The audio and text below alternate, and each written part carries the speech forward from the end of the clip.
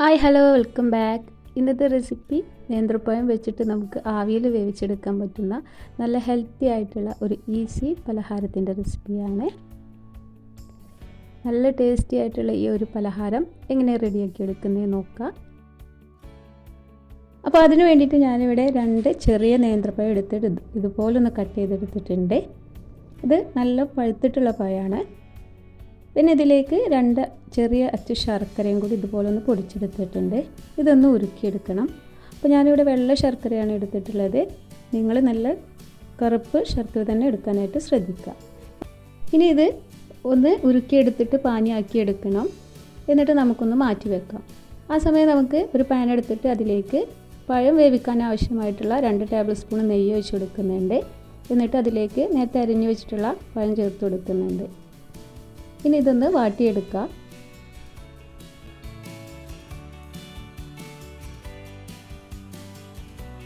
അപ്പോൾ പഴം ഇതുപോലൊന്ന് ചെറുതാക്കി അരിഞ്ഞെടുത്താൽ നമുക്ക് പെട്ടെന്ന് തന്നെ വാടിയിട്ട് ഉടഞ്ഞു കിട്ടും.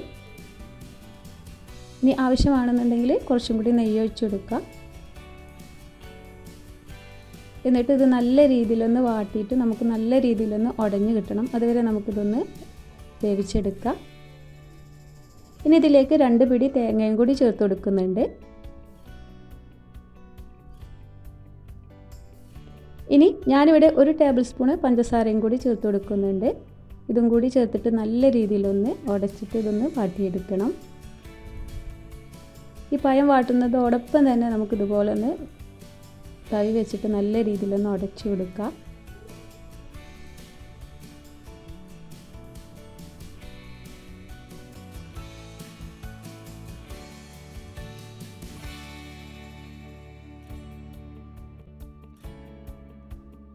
അപ്പോൾ ആ പഴം നല്ല രീതിയിൽ ഉടഞ്ഞ് കിട്ടിയിട്ടുണ്ട്.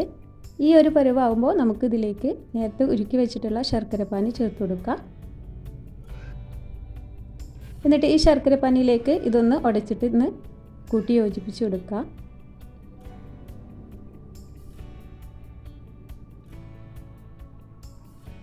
ഇനി ഇതിലേക്ക് നിങ്ങൾക്ക് വേണമെന്നുണ്ടെങ്കിൽ ചെറിയ ജീരകം ചേർത്ത് കൊടുക്കുക.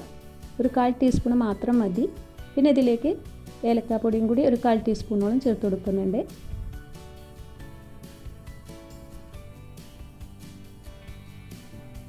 ഇനി ഇതും കൂടി ഒന്ന് മിക്സാക്കി കൊടുക്കുക. പിന്നെ ഇതിലേക്ക് മധുരം ബാലൻസ് ആവാൻ വേണ്ടിയിട്ടൊന്ന് ഒരു നുള്ളു ഉപ്പും കൂടെ ഒന്ന് ചേർത്ത് കൊടുക്കുന്നുണ്ട്. എന്നിട്ട് നല്ല രീതിയിലൊന്ന് മിക്സാക്കി കൊടുക്കുക.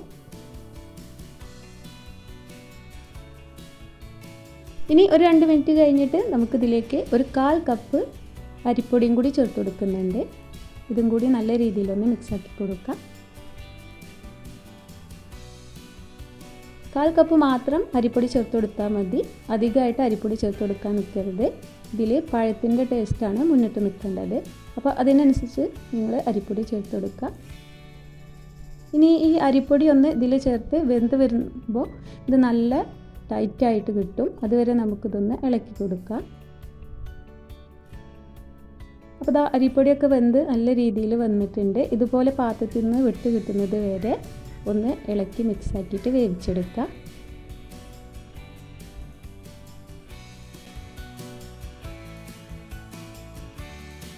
അപ്പോൾ ഇനി ഇത് ഈ നേരം നമുക്കൊന്ന് തീ ഓഫ് ചെയ്തിട്ട് ഒന്ന് ചൂടാറാനായിട്ടൊന്ന് വെയിറ്റ് ചെയ്യാം.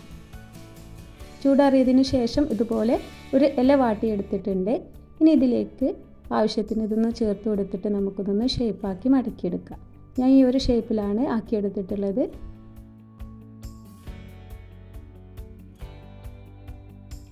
ഇനി ഇത് ഇതുപോലെ ഒന്ന് മടക്കിയിട്ട് 2 ഭാഗവും ഒന്ന് മടക്കി കൊടുക്കാം.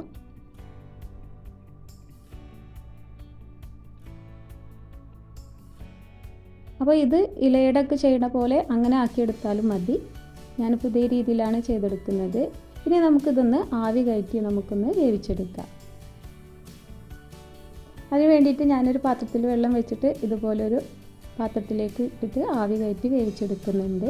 ഇനി ഇതൊന്ന് അടച്ച് വെച്ചിട്ട് നമുക്ക് ഒരു 10-15 മിനിറ്റോളം ഒന്ന് ആവി കയറ്റി വേവിച്ചെടുക്കാം. അപ്പോൾ ഇതെല്ലാം വെന്ത് വന്നിട്ടുണ്ട്. ഇനി നമുക്ക് ചൂടാറിയതിന് ശേഷം ഇതൊന്ന് തുറന്ന് നോക്കാം.